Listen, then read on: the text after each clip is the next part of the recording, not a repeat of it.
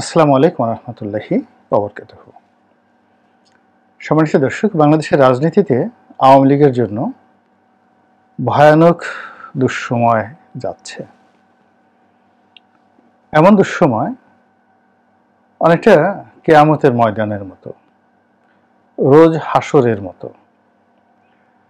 আপনি সারা বাংলাদেশের কোথাও আওয়ামী লীগের সরেয়া খুঁজে পাবেন না। যে বঙ্গবন্ধু নিয়ে কথা বলার কারণে জেল খাটতে হয়েছে, কটূক্তি করার কারণে, যাকে জাতির জনক এবং সেই জাতির জনকের ছেলে মেয়ে, তারপর নাতি পুতি, তাদেরকে সুরক্ষা দেওয়ার জন্য রাষ্ট্রীয় অর্থে সেই সর্বোচ্চ তাদের ভরণ পোষণ এবং যাকে বলা হয় নিরাপত্তা দেওয়ার যে বিধান সংবিধানে রাখা হয়েছে, সেই বিধানগুলো এখন কোথায় আছে? সাবেক প্রধানমন্ত্রী হেলিকপ্টারে করে বাংলাদেশ ত্যাগ করেছেন, আর তার সাঙ্গপাঙ্গ যারা আছেন তারা যে কতটা বেহাল অবস্থায় আছেন, একমাত্র যারা পালিয়ে আছেন তারা বলতে পারবেন যে কি ধরনের ভয় তাদের মধ্যে কাজ করছে। যাদের হার্টে বাইপাস অপারেশন হয়েছে, প্রতি মুহূর্তে তাদের হার্টবিট কোন পর্যায়ে আছে আমি চিন্তা করলে খুব আতঙ্কিত হয়ে যাই। এরপর যাদের খুব বিশাল আকৃতির শরীর, শাহজাহান খান সাহেবের মতো বা শামীম ওসমান সাহেবের মতো, এই মানুষগুলো কোথাও যদি পালাতে যান তো তাদেরকে লুকিয়ে রাখারও একটা ঝামেলার বিষয়। তাদের জন্য বড় বড় খাট দরকার, সাধারণ বাথরুম হলে চলবে না। এমনকি যদি শামীম সাহেবকে অনেকে বোরকা শামীম বলে দুষ্টুমি করেন, কিন্তু এত বড় আকৃতির কোনো বোরকা যদি পরতে হয় সেক্ষেত্রেও কিন্তু এটা সম্ভব না। অত বড় বোরকা বানানো টাফ, এবং ওই আকৃতির মহিলা যেহেতু সহজে নাই, ওইরকম বোরকা পরে কেউ পালাতে চাইলেও সম্ভব নয়। তো এইরকম যখন একটি দুরবস্থা, যখন আওয়ামী লীগের কাউকে টেলিফোনে পাওয়া যাচ্ছে না, বড় বড় বাঘা নেতা, মন্ত্রী, এমপি, জাদ্রেল কাউকে পাওয়া যাচ্ছে না, ঠিক সেই সময়টাতে একেবারে রয়্যাল বেঙ্গল টাইগারের মতো গর্জন করে চলেছেন, কথা বলে চলেছেন তিনি আমাদের এ জাতির অন্যতম উল্লেখযোগ্য সন্তান ব্যারিস্টার সাইদুল হক সুমন ওরফে ব্যারিস্টার সুমন। তিনি মূলত ফেসবুকের সেলিব্রিটি। ফেসবুকের মাধ্যমে লোকজন তাকে চেনেন, তার কথার ধরন প্রকৃতি অনেক মানুষকে আকর্ষণ করে, এবং বাংলাদেশে তিনি যে একটি অনন্য ইতিহাস তৈরি করেছেন সেটি হলো কেবলই মাত্র সামাজিক প্ল্যাটফর্ম ব্যবহার করে তিনি একেবারে সংসদ সদস্য হয়ে গেছেন বিপুল ভোটে এবং প্রতিযোগিতা করে। বাংলাদেশে কোথাও সঠিক নির্বাচন না হলেও হবিগঞ্জের যে আসন থেকে তিনি নির্বাচন করেছেন, একজন মন্ত্রী, সিটিং মন্ত্রী, সেই বিমান প্রতিমন্ত্রী, তাকে হারিয়ে তিনি যেভাবে সংসদ সদস্য হয়েছেন, এটি একটি নজিরবিহীন ঘটনা। এমন ঘটনা অতীতে ঘটেনি এবং ভবিষ্যতে এরকম ঘটনা ঘটবে এর কোনো নিশ্চয়তা নেই। তো সুমনের অনেক পজিটিভ দিক রয়েছে। খুব ভালো করে কথা বলে, সাহস আছে, এবং ব্যতিক্রমধর্মী কিছু কাজ সামাজিক মাধ্যমে তিনি অনেক জনদুর্ভোগের বিষয় দিয়ে তুলে ধরেছেন। তারপর তার বুদ্ধিমত্তা অনেকের চেয়ে বেশি। যেমন এমপি হওয়ার পর খুব অল্প সময়ের মধ্যে, 1-2 মাসের মধ্যে তিনি সঙ্গে সঙ্গে এমপি কোটায় গাড়িটি নিয়ে এসেছেন। আর যদি তিনি সেটা না আনতেন, আজকে যে অবস্থা হতো, অ্যাটলিস্ট 4-5 কোটি টাকা দামের একটা গাড়ি তিনি এই সময়টার মধ্যে আনতে পেরেছেন। ফলে ইলেকশনে তার যে খরচ গিয়েছে এই গাড়ির সঙ্গে মোটামুটি একটা মিনিমাইজ হয়ে গেছে। তারপর নির্বাচিত হয়ে সে অনেক কথা বলেছে, অনেক কাজ করেছে, এবং সেগুলো অনেকই ভাইরাল হয়ে পড়েছে।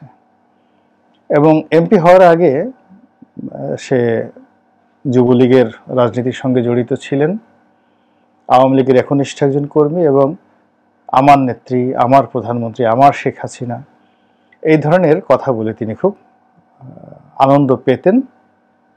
এবং ব্যক্তিগত জীবনে তিনি ফুটবল খেলা থেকে শুরু করে আরও অনেক কিছু করে তার এলাকার তরুণ থেকে শুরু করে সারা বাংলাদেশের তরুণদের একটা অংশের সঙ্গে তার একটা সম্পৃক্ততা গড়ে উঠেছে।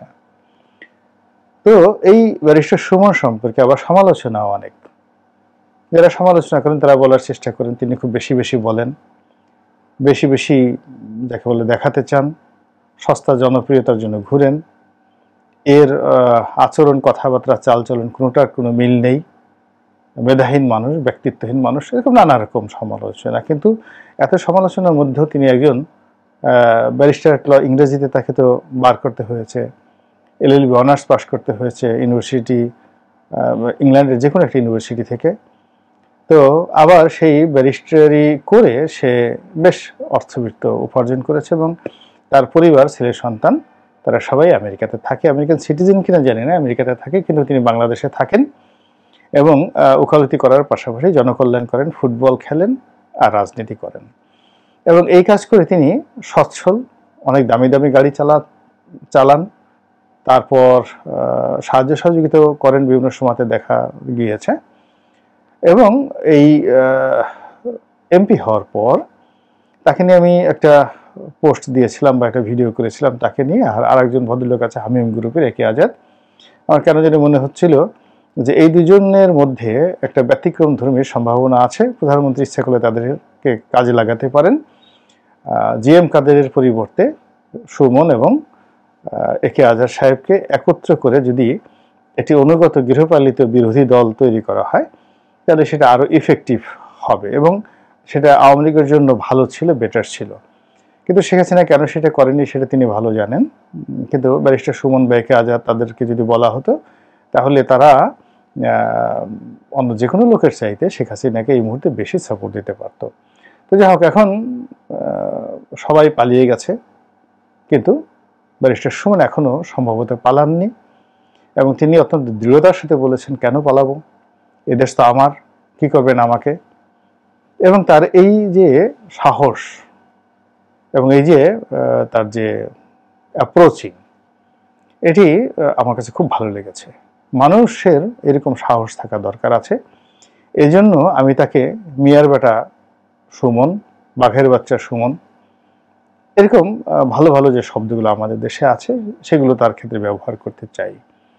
এবং আওয়ামী লীগ যদি এই রত্নটিকে, তাদের যে আওয়ামী রত্ন, এই দুঃসময় ব্যবহার করতে পারত, প্রধানমন্ত্রী যদি তার রাজনৈতিক সচিব হিসেবে বা দপ্তর, আওয়ামী লীগের দপ্তর সম্পাদক রূপে, প্রচার সম্পাদক রূপে, যেহেতু এই পদগুলো এখন সবাই পালিয়ে আছে, সেক্ষেত্রে ব্যারিস্টার সুমনকে যদি এই দায়িত্ব দেওয়া হতো এবং তিনি যদি আওয়ামী লীগ অফিসের সামনে গিয়ে সামাজিক মাধ্যমে, সেটা রাত 12টায় হোক বা দুপুর 12টায় হোক, তিনি একটা ভিডিও করে তিনি বাংলাদেশে ছড়িয়ে দিতেন, তাহলে আওয়ামী লীগের অনেক লোক গর্ত থেকে বের হয়ে আসতো। এবং আওয়ামী লীগ তো একটা যেন-তেন দল নয়, এটা একটা বড় দল, বিশাল বড় দল, এবং এর মধ্যে মুক্তিযুদ্ধ করার যেমন ঐতিহ্য রয়েছে, এর বাইরে মুক্তিযুদ্ধকে নেতৃত্ব দেওয়ার ঐতিহ্য রয়েছে, ক্ষমতা চালানোর অভিজ্ঞতা রয়েছে, আর ক্ষমতা ছেড়ে ঠিক বিরুদ্ধ পক্ষের সাথে লড়াই সংগ্রাম করে জেল জুলুম হুলিয়া মোকাবেলা করার অভিজ্ঞতা রয়েছে। ফলে এই দলটি নিপাত যাবে না বা এই দলটি শেষ হয়ে যাবে না, এটা আমি নিশ্চিত বলতে পারি। তার বাস্তব প্রমাণ হলো শেখ হাসিনা যাওয়ার পরপরই কিন্তু পুরো গোপালগঞ্জ এক হয়ে গিয়েছে এবং সেখানে সারা বাংলাদেশে যাই হোক না কেন, গোপালগঞ্জ রিভোল্ট করেছে, পুলিশ রিভোল্ট করেছে। তো শেখ হাসিনার যে কর্মকাণ্ড আপনি যতই নিন্দা জানান না কেন, সেই পুলিশের মধ্যে তার যে ভাবমূর্তি, শেখ হাসিনার ভাবমূর্তি, যেখানে পুরো রাষ্ট্রকে চ্যালেঞ্জ জানিয়ে, সেনাবাহিনীকে চ্যালেঞ্জ জানিয়ে, জনগণকে চ্যালেঞ্জ জানিয়ে পুলিশ শেখ হাসিনার পক্ষে অবস্থান নিয়েছে, অথবা ভয় পেয়ে যে কোনো কারণেই হোক না কেন পুলিশ এখন কাজ করছে না। তো পুলিশ এখন কাজ করছে না, ধরে নেওয়া হচ্ছে যারা বেশিরভাগ মানুষই শেখ হাসিনার প্রতি অনুরক্ত।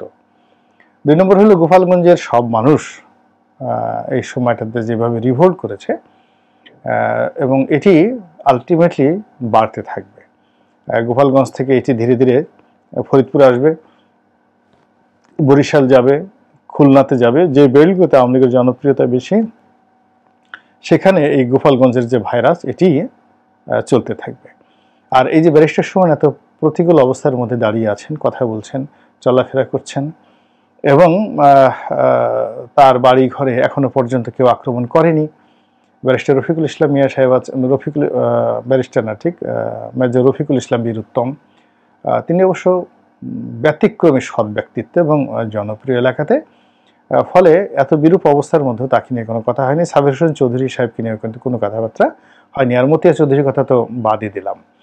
এখন ওনারা সবাই বয়স্ক মানুষ, কিন্তু তরুণদের মধ্যে দেখা যাচ্ছে যে একমাত্র সুমনই কথা বলছেন এবং সাহস দেখিয়েছেন। তো সেক্ষেত্রে একজন রাজনৈতিক কর্মী হিসেবে, রাজনৈতিক বক্তা হিসেবে তার প্রশংসা না করে আমি কিন্তু পারছি না।